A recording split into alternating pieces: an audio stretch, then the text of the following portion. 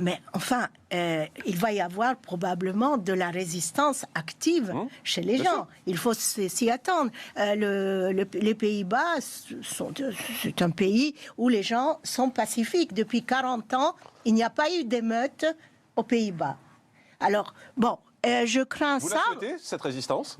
Écoutez, on peut faire une résistance passive aussi. Mais moi, ce qui m'étonne... Je voudrais que vous répondiez clairement là-dessus. Est-ce que vous souhaitez la résistance des gens au confinement ?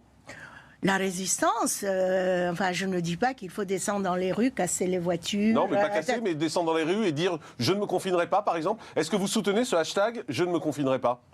Écoutez, je ne soutiens pas un hashtag. Moi, j'ai de l'empathie à l'endroit des... Madame, vous me laissez finir? Ouais, parce qu'on attend votre réponse. Moi, ce qui me chagrine, c'est quand même... Enfin, vous êtes une des représentantes là. Vous n'avez pas d'empathie envers les Françaises et les Français. Confinement, on dirait que c'est quelque chose d'abstrait, le confinement. On rentre, on reste à la maison, les enfants ne sont pas à l'école, alors les enfants pauvres, ils mangent où? Parce que les cantines seront fermées. Les universités, madame, je suis universitaire, j'étais professeure d'université, pardonnez-moi, je suis les étudiants ces jours-ci dans la rue et partout, je les reçois par Zoom, d'accord? Vraiment... Leur angoisse, leur anxiété est terrible. En plus, ils n'ont pas d'argent.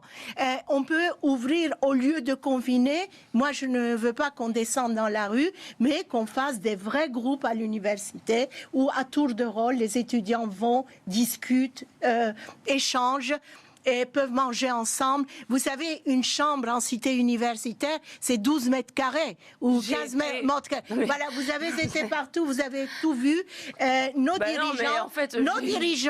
dirigeants n'ont pas d'empathie. Ils parlent d'élections, à quelle date, et oui, on va confiner. Oui, mais le confinement, c'est aussi des choses au quotidien. Tout à fait. Il y a une détresse alimentaire en France. Est-ce que vous savez qu'il y a une détresse alimentaire des gens dans un pays, la 6e puissance mondiale économique, il y a des gens qui ne mangent pas. Et par exemple, à Saint-Denis, ils ne mangent pas. Sont sans beaucoup de gens ne mangent pas.